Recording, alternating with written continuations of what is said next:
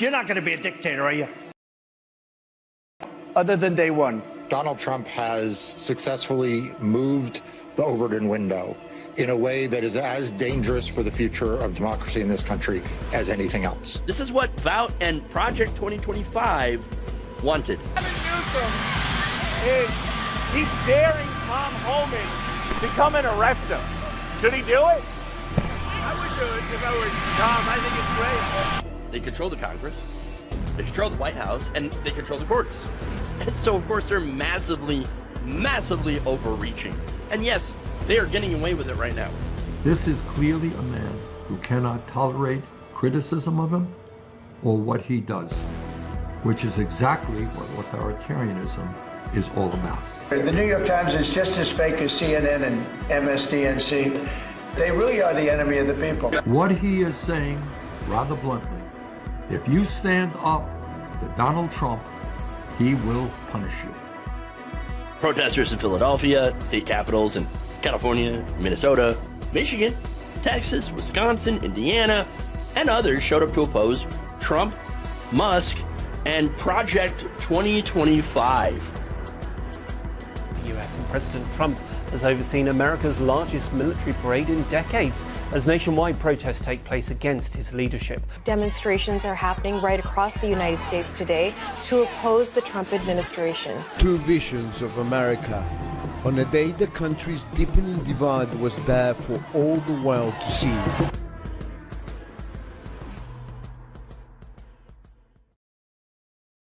What's up, everybody? Good afternoon. Welcome to the show. I'm your host, Jeff Waldorf, and this is Logically Left right here, YouTube, Facebook, Twitch, all the usual characters. All right, so look, it's Thursday. I got a hell of a show for you today. Yes, we've got the Epstein stuff. The panic has set in, okay? Sending out Carolyn Levitt to do what she does best, which is lie her ass off. And of course, the lies are absolutely ridiculous. All right. We also, of course, have a meeting between, some of the top law enforcement officials in the country to, I guess, strategize about how to protect Donald Trump. Okay, so that's what they're doing. We're going to talk about Fox News literally making things up about Portland, the so-called riots, in order to allow Trump, of course, to send in the military, which the judge has already said no, but what, you think he's going to care? We've got an economics professor exposing Trump's ridiculous lies about the price of groceries. We've got Canada that is Canadians that they're saying no. No coming to the United States, man. We're not going to risk that. Why would we want to come to the United States? That place sucks. I hear you. Okay, probably for the best. Even though it is absolutely disastrous when it comes to the U.S. economy, tourism, in the toilet. We're not doing very well. People are flushing toilets 10 times, 15 times. Yeah, except that's our economy. It's in the dumps, okay? Big, massive dumps. That's what we're doing today. And also, I am going to criticize Democrats a little bit on the climate. Because climate, we have just hit a terrifying new threshold. It's not good at all. Things are bad. So with that said, please like, share, stream if you're interested in these very important topics. And if you like my commentary here. With that said, let's dive into it. And we'll start out with Carolyn Levitt. Oh, yeah. Remember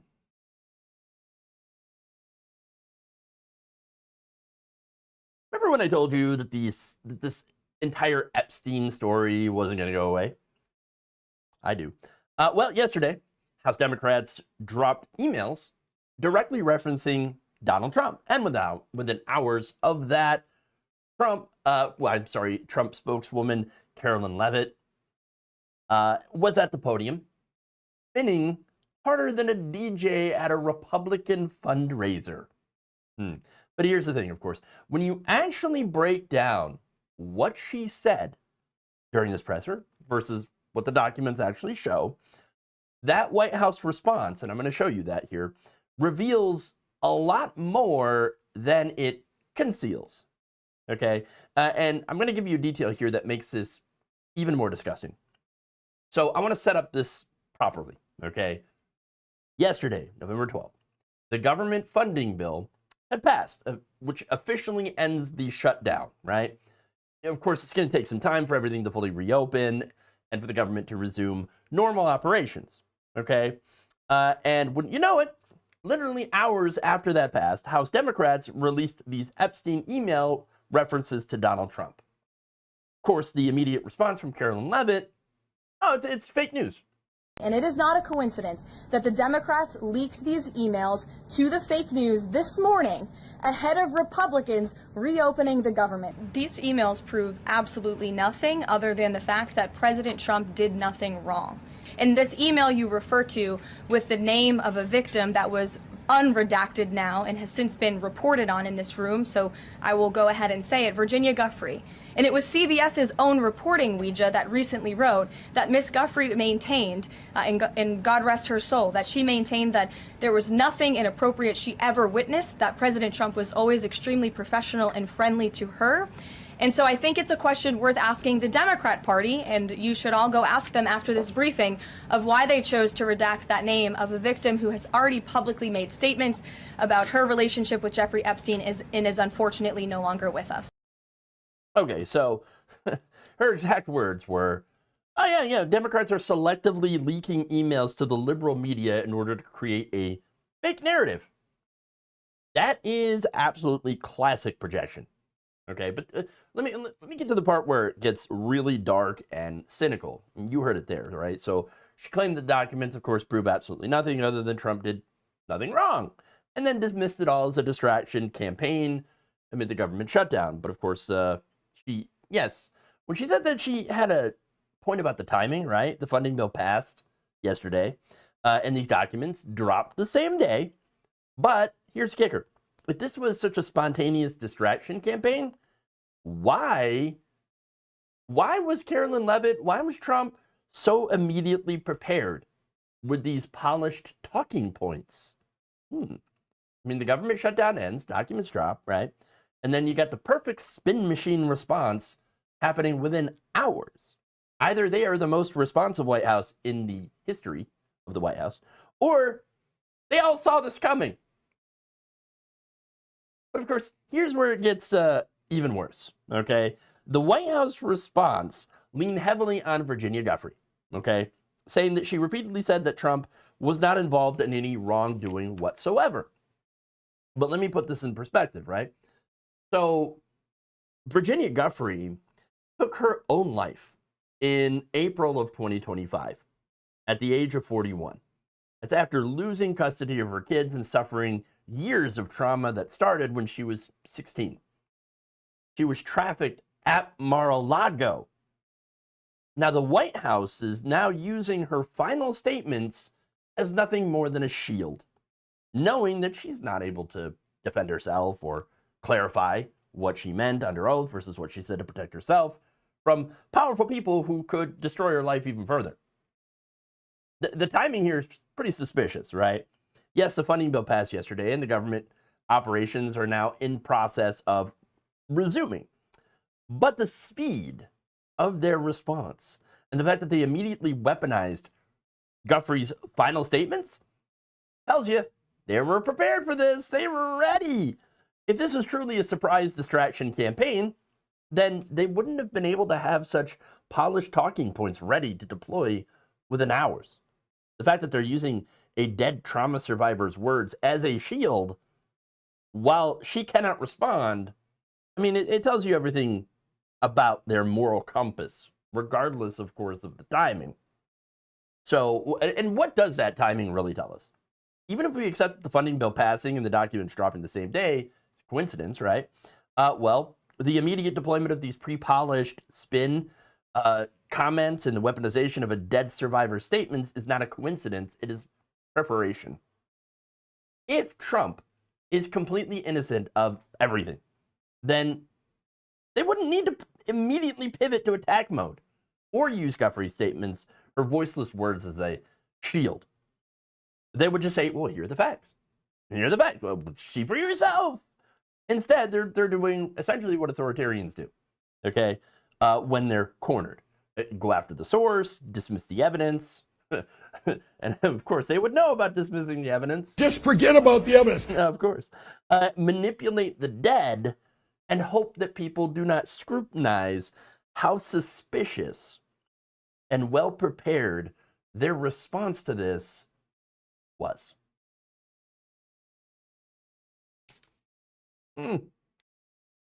Okay. Oh, but there's more. Oh, yes. Fun times as always.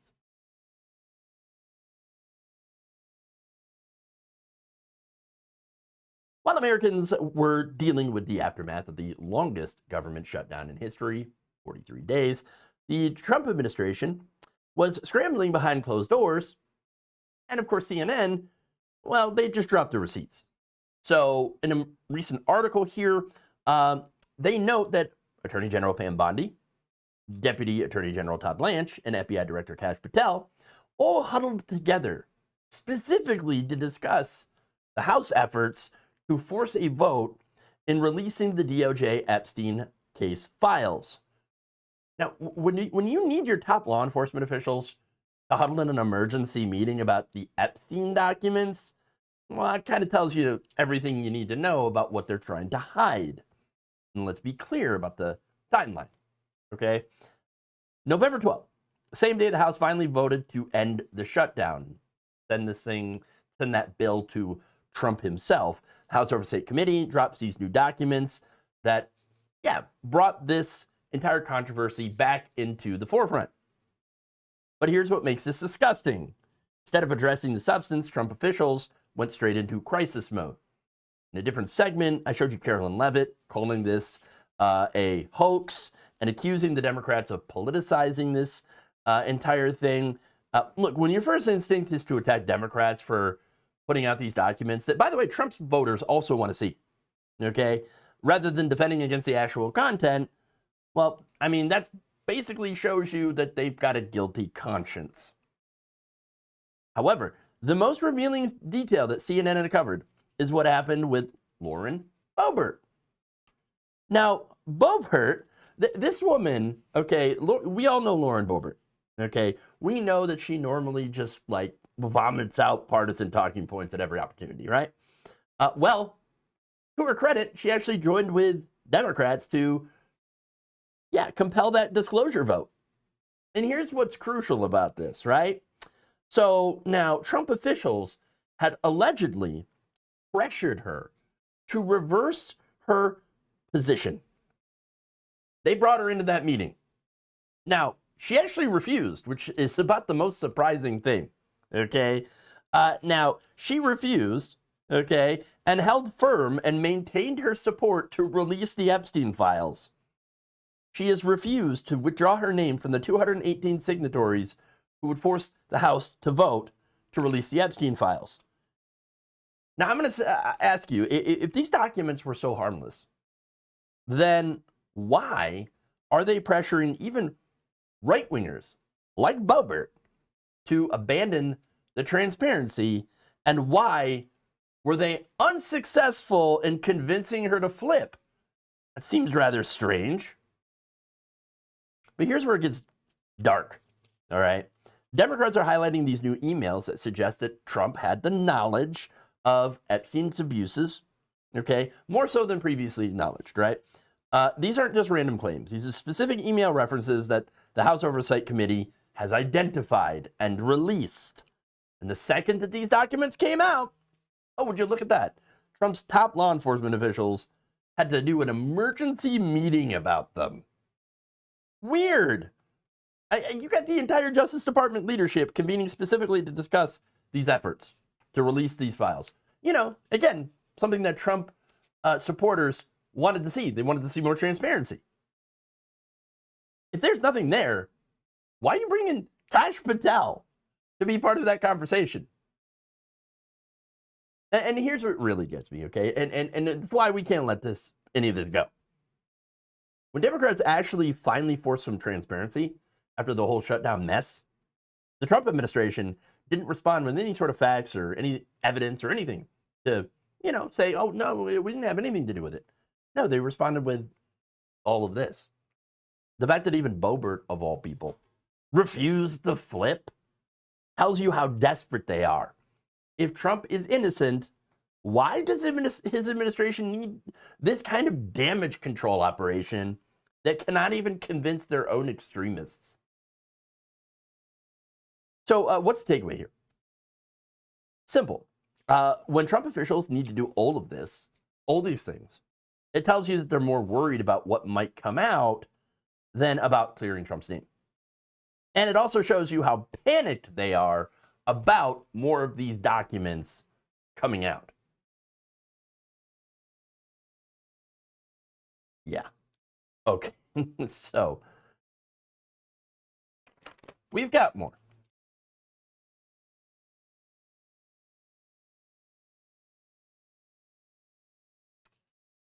And here we go.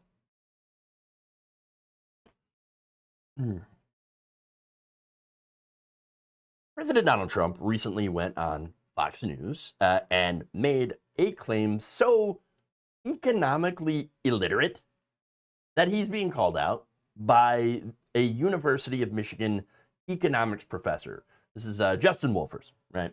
Now, the president, during his interview with Laura Ingraham, claimed that grocery prices, they're to go down, things are cheaper, man.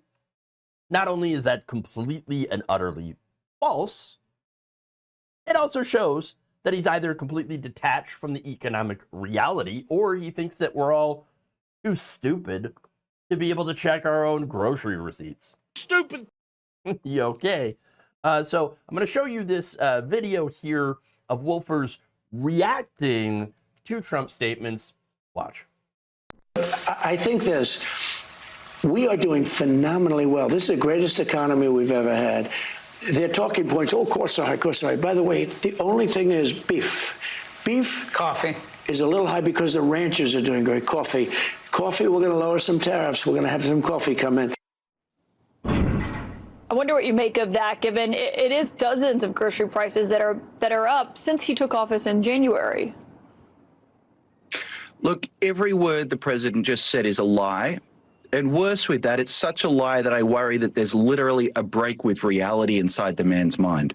I can tell you that because I'm a statistics nerd. You can go to the Bureau of Labor Statistics. They've got people in supermarkets all across the country, and almost every category of goods or services sees the prices rising. There's a reasonable argument to be had. Is inflation too high? Is inflation too low?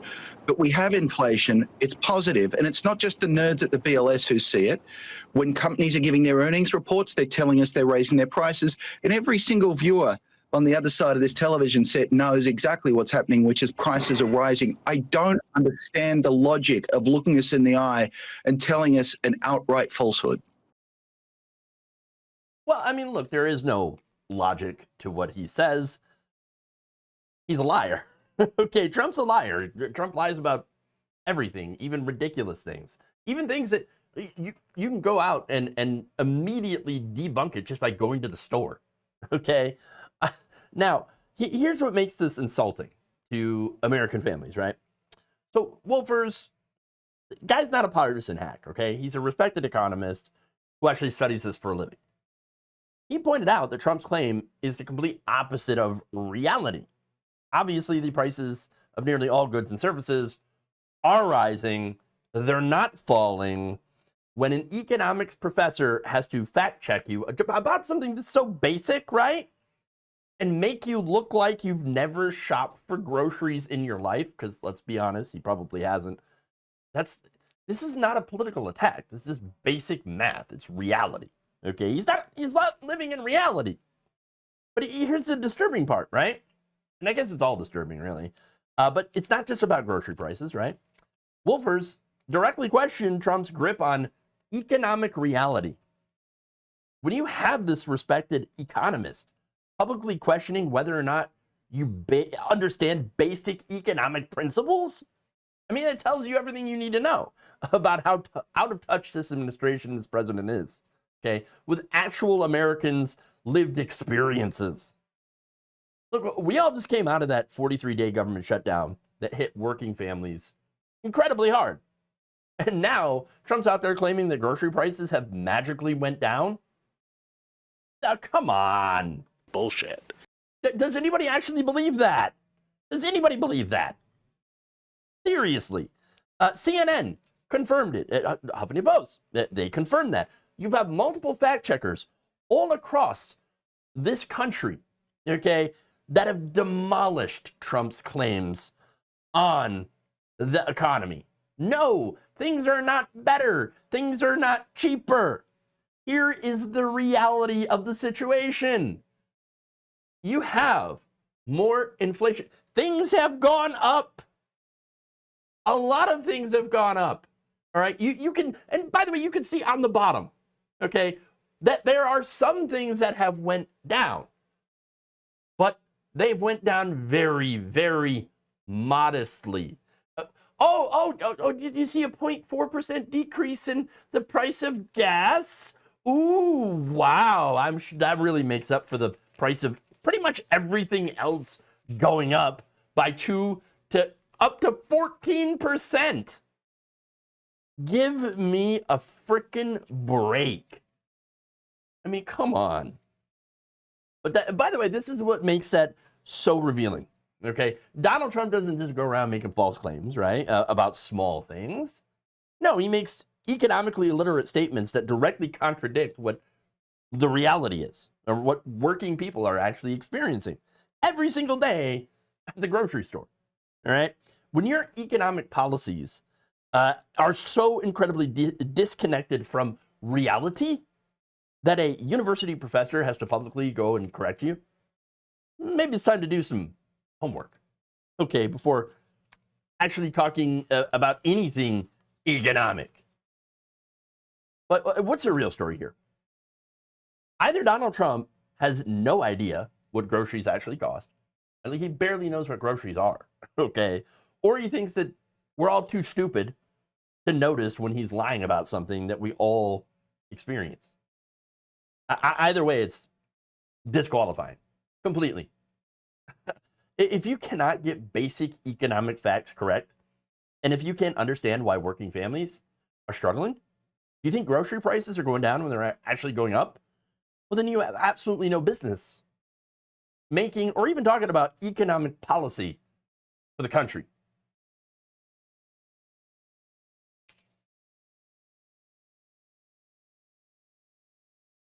Okay. Well, Walmart said that everything's fine. Oh, whoa. Oh, whew. Well, if Walmart says it, then I guess it must be true. Jeez. Okay.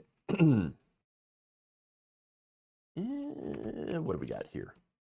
What is next? Yes. Here we go.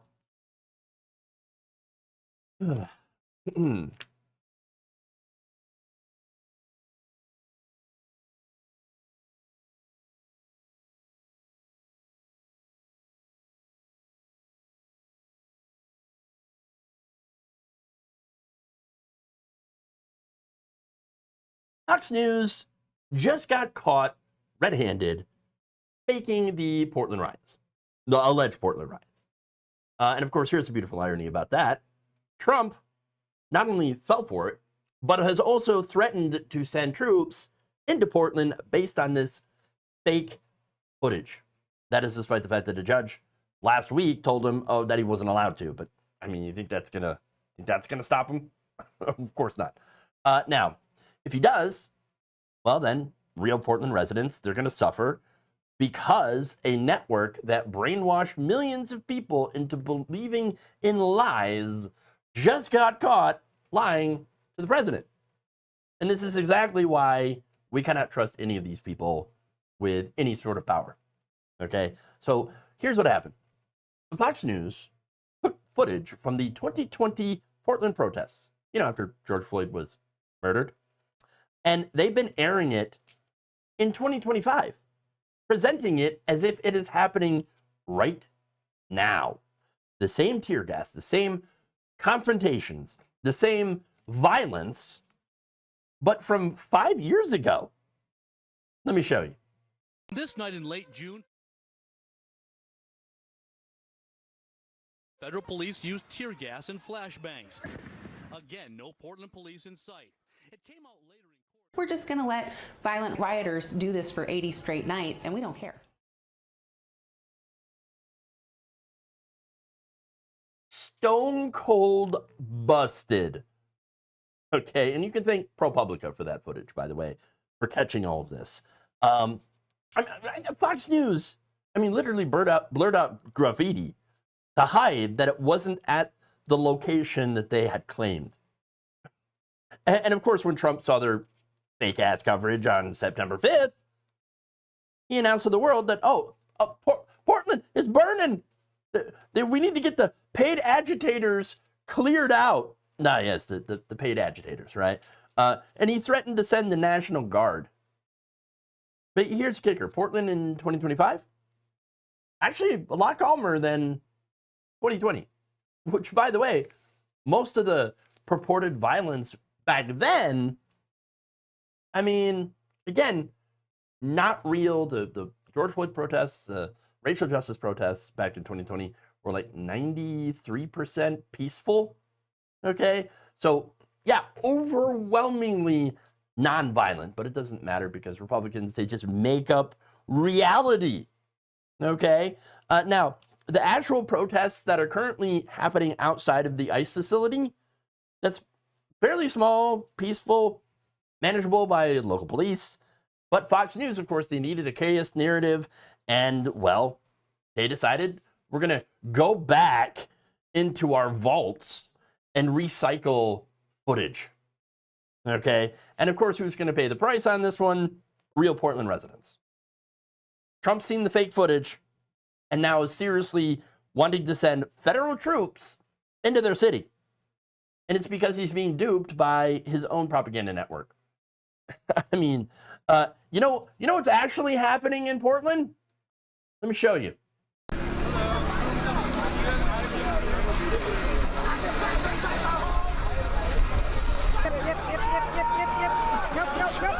No ice. No ice.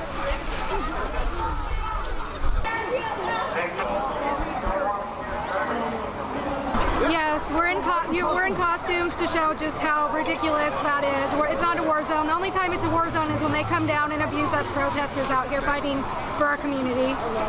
As you just witnessed, they come down, they shoot pepper balls, they grab people.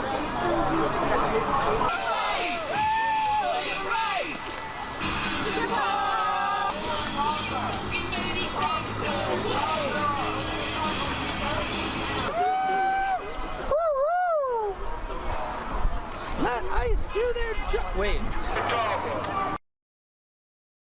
Wow, wow, scary. Oh no, people dancing in costumes. Oh my God. Come on, guys. Seriously. Look, that's what's happening in Portland, okay? But here's the thing. Republicans don't care about the reality, okay? Just forget about the evidence. Look, I previously talked about, and this is another video, how the Oregon Republican Party was caught spreading fake images, literally combining riot photos from South America to try to make Portland look like it's on fire. That's the reality. They are manufacturing fake evidence to try to justify an authoritarian takeover. Of course, or just to own the libs. I don't know. But let's get this straight, right? So Fox News, they lie to Trump. Trump believes it, obviously, because he believes all sorts of conspiracy theories and things that are not true. But the reality is real Americans end up paying the price. That is not leadership. That is being puppeted by your own misinformation machine, otherwise known as getting high on your own supply. But here's the beautiful thing, right? Busted. They got caught. I mean, PolitiFact confirmed it. ProPublica confirmed it, which, by the way, had an amazing report on that. Fact checkers everywhere have called it out. Fox News was busted using 5-year-old footage to claim that it is current events. Not surprising at all from a supposed news outlet that was forced to pay $787 million over their election lies in the 2020 election. The President Trump, if he had any credibility, it would take a massive hit if his fans actually cared about the reality. That said, most of them don't. But a lot of normies do care. Normal people. People who don't follow this every day, right? The people that might glance at the TV once in a while they're at the gym. And of course, it'll be on Fox News and they'll see all this crap, right? But they actually do care about reality.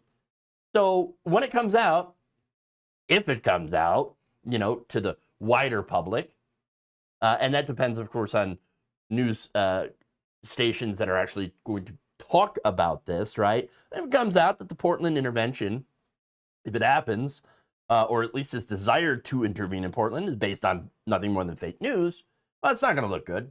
That's going to look real bad for him and the network that built him up. But look, this is what happens when you build your reality on, well, not reality, on propaganda. Eventually that propaganda is going to stop working for you. Okay? People aren't going to find out the truth. And look, Fox News, currently they're so desperate to maintain their chaos narrative that they, accidentally expose themselves for what they are to the entire country. Real people in Portland will suffer if they send in the military because Fox News just needed their ratings and Trump needed to have his authoritarian fantasy. But now everybody knows, everyone who watches this knows that this entire thing is based on nothing more than fake footage. So, please, share this with everyone you see parroting that fake narrative that, oh, the riots in Portland. Show them this video. Show them the reality.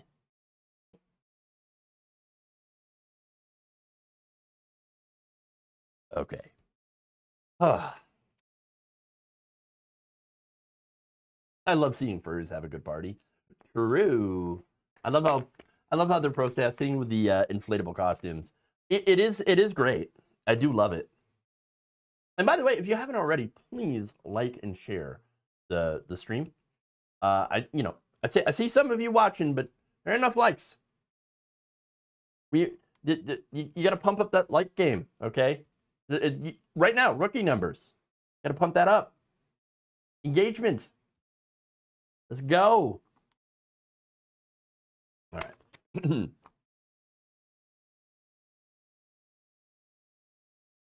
Especially since we only got a few more stories left. So, All right.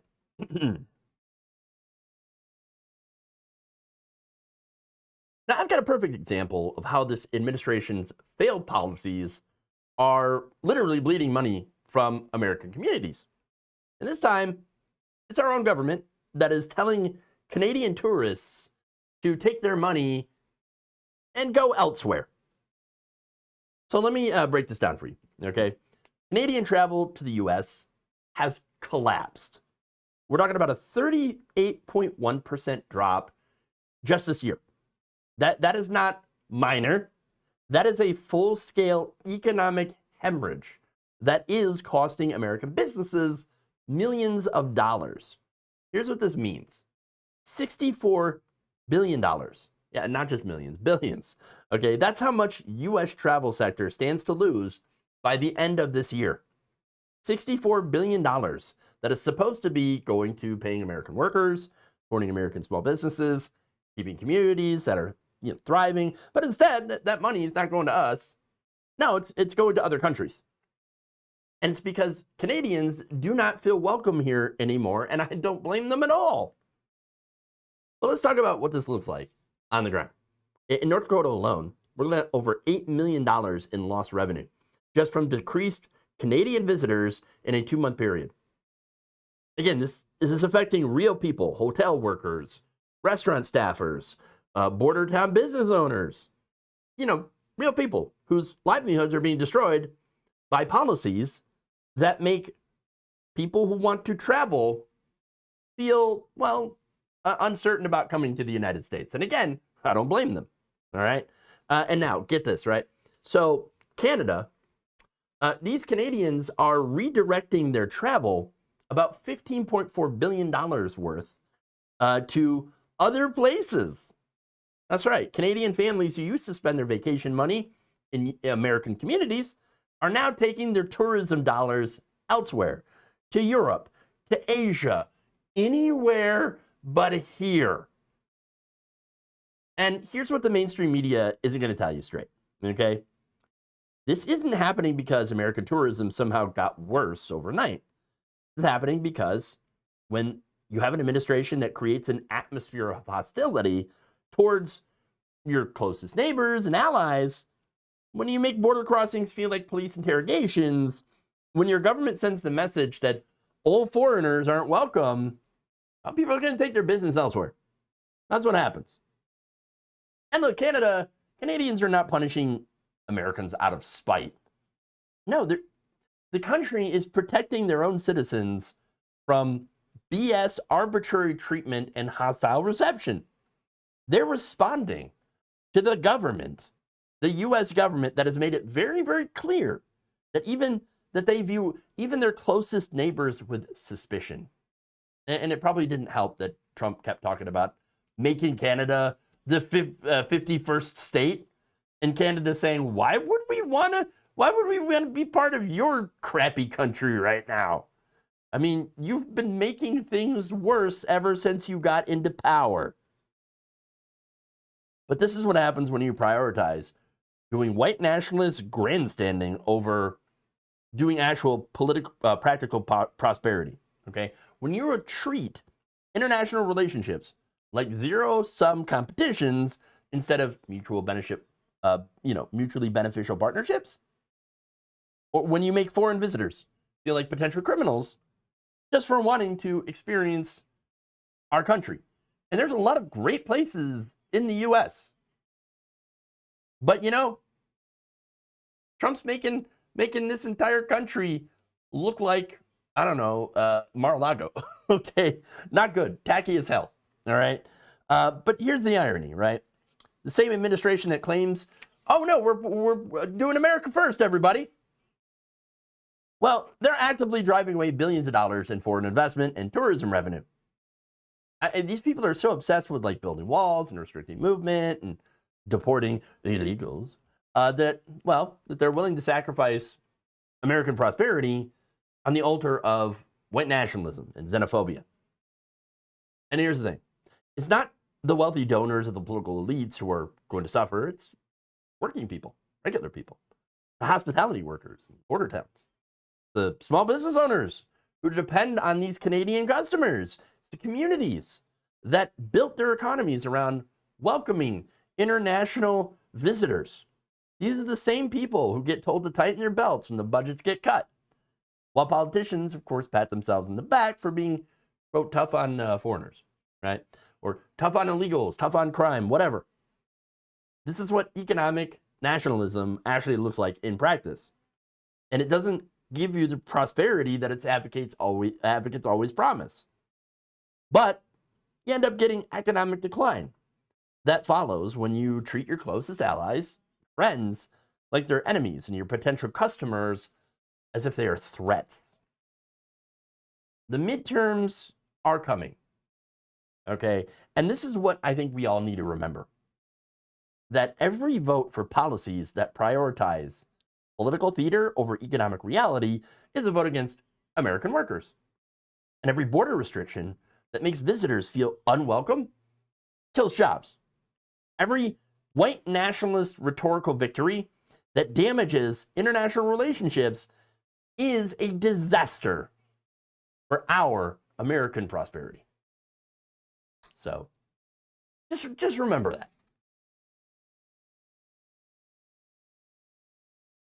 We've seen a huge growth of Canadian tourism in Australia. Yes, and you know what?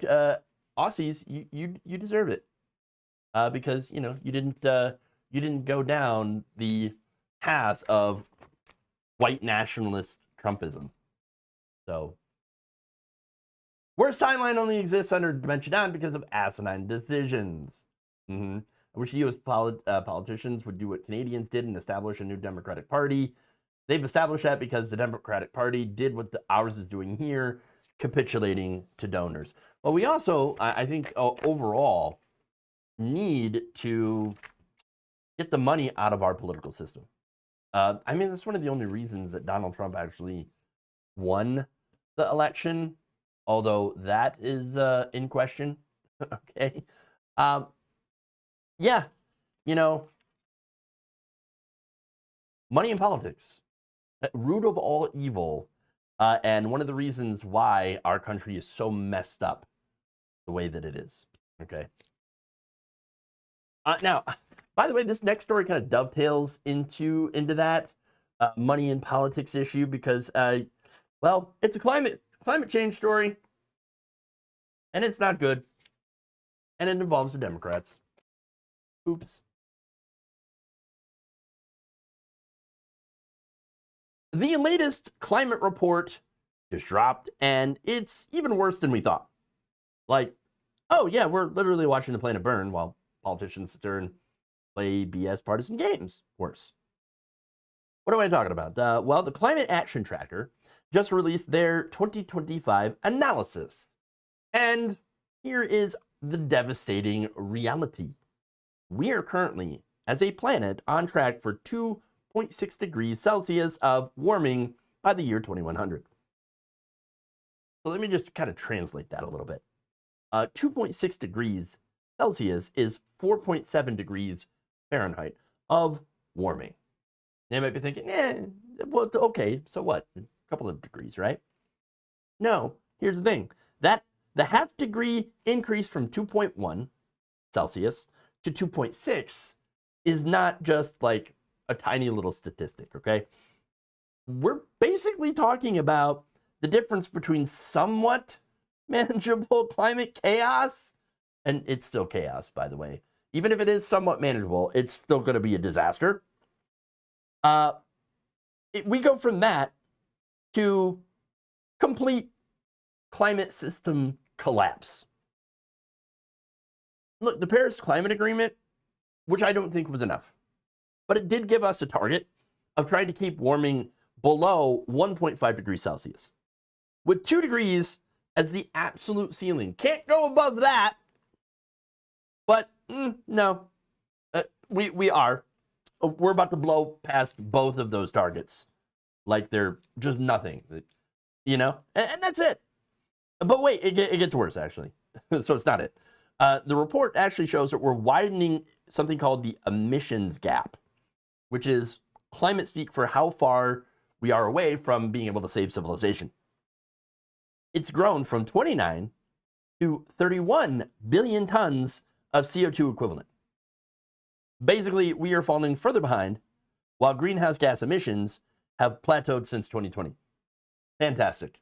Awesome. Now, here's the thing. The Climate Action Tracker also laid out what they call optimistic scenarios. And even those show us hitting 1.9 degrees of warming. So even when scientists use their most hopeful and optimistic assumptions, we still end up cooking the planet beyond the threshold for a livable future. It's not good. 2.6 degrees. Think about what that means. Ecosystems collapsing, agricultural systems failing, mass displacement of human beings, and economic damage that's going to make the Great Depression look like a picnic. All right? But here's a kicker, too. We know exactly what we need to do to prevent all this from happening. I mean, the report's pretty clear. what we need to do is have emissions cuts of 50% by 2030. Not 2050, okay? Not 2035, but by the end of the decade. That's 5 years for us to accomplish what we should have been doing over the past 30. Now, what are our leaders doing instead? Well, nothing. I mean, while the science is screaming for us to do something, to act, you have politicians in Capitol Hill that are still debating whether or not climate change is real. Oil companies that are drilling more than ever, okay, thanks to Donald Trump, and our moderate Democrats that are still trying to push for a gradual transition to green energy. But that would take decades longer than what we actually have. Our so-called moderate Democrats are pushing for a gradual transition that would take until 2050. That's about 25 years too late. Okay? Meanwhile, a lot of them are still taking oil money. I mean, yeah, of course. Of course. Now, the right wing, of course, has also gone completely off the rails with their climate denial. They're treating environmental destruction like it's a culture war issue, which it's not. But, of course, the real betrayal here, though, are the Democrats who know better but don't act like it. I mean, every single solution to this crisis exists right now. We've got renewable energy. It's actually cheaper than fossil fuels. We have technology right now to completely transform our energy system. The only problem is that we do not have the political will to do so, because you have too many Democrats, unfortunately, that are in bed with the corporate interests. And the reason that I'm not criticizing the Republicans as much, because none of them even believe in climate change. So, of course, we knew that they were never going to do anything. That's why the Democrats were the only people that, hey, you could do something because you actually say that you believe in it. Well, why don't you live your values? Okay? But they're not. They're not. Look, it's not just about the polar ice caps. Okay? This is about whether or not your children will inherit a planet that they can actually live on. And right now, the people we voted for choose corporate profits over the future of all of our families. Remember, the climate action tracker scientists, they're not alarmists. They're just documenting what happens when we do nothing. And that's what we're doing. We're doing nothing. And so the trajectory here is quite clear. So here's my question to you. Are y'all going to keep voting for people who promise climate action but never deliver? Only deliver climate delay? Because 2.6 degrees ain't just a number. It is a death sentence for a habitable planet. And we are approaching, well, the execution date. The time for half measures, for incrementalism, is over. It is past. Either we act like this is an emergency, because it is, or we admit that, you know what, I guess we never really intended to do anything about it. All right.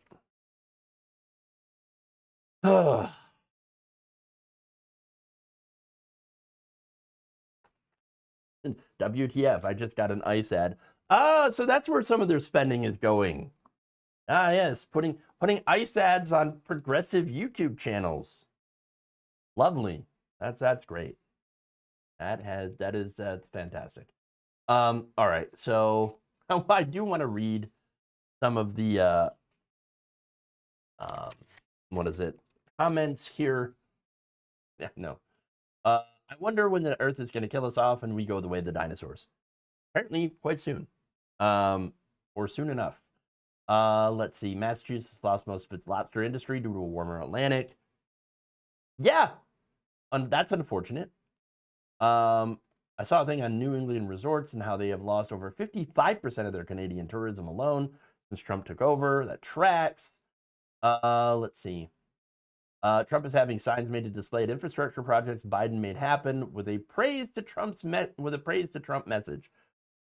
Oh, of course. I mean, what, you think he's going to let Biden take any of the credit for the infrastructure projects that we saw this, by the way, with Lauren Boebert, right? Lauren Boebert and a lot of these Republicans, when they do infrastructure, you know, that they voted against, but passed anyway because of the Inflation Reduction Act, okay, and that infrastructure, these Republicans will go and be like, I made that happen. No, you didn't. You voted against it. But and nobody dares to call them out about it. And so they just go around and saying, oh yeah, no, we totally did this. Look at how much we invested in our state and how much we're going to benefit. Look, I did that, so please reelect me. But they don't. They don't. Ridiculous. Progressive, youthful fighters, bold fighters are what we desperately need. Absolutely. Absolutely. The old guard needs to relinquish their hold and let the party change to meet the need. The old rules are gone. Exactly. And the old guard needs to go. Okay? As well as the people, and I don't know why I'm forgetting his name now, but he is a Democrat from Texas,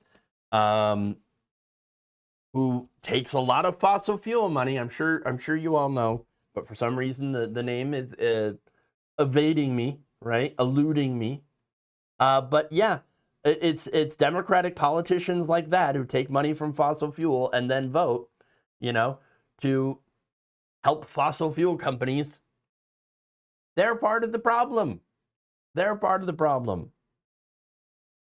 And those are the people we need to get rid of. Okay. And by the way, here's another thing with mainstream media. You ever notice that they stopped talking about Greta Thunberg, right? They just stopped. And you know why that is? It's because she has finally made the connection between capitalism and climate destruction. Not only that, but she has been a fighter for the Palestinian people. And that's why those two things, they don't want to, they don't want to talk about. They don't want to make those connections. Okay. Cuellar, yes, Henry Cuellar, thank you. Not quite how you spell it though, but that got my brain juices flowing. And it's like, oh yeah, it's Henry Cuellar, Texas Democrat who takes all sorts of money from the fossil fuel industry and votes with Republicans to help it.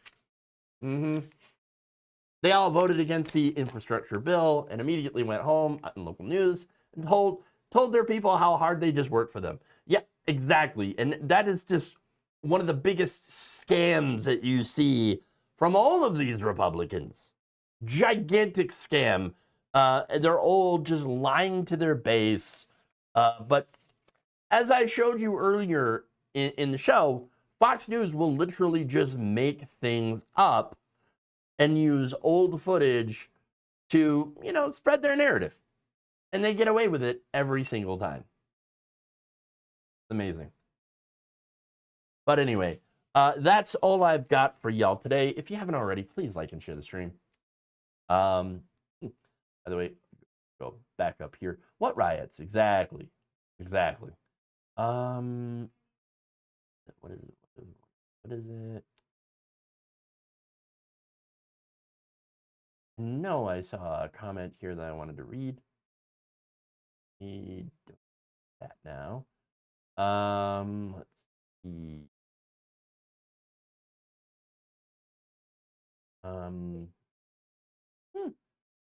What is that? Where is that? Oh yeah, 40 watching and 42 likes. I don't do math well, but that looks pretty good. Should be a lot more. But I'm pretty sure that I'm being algorithmically suppressed by YouTube because they don't like progressives and they certainly don't like people that are on the left and want to shut down my reach. So yeah, it sounds about right. Sounds about right. All right, so that said, thank you for watching the show today. Please consider becoming a patron, supporting the channel here.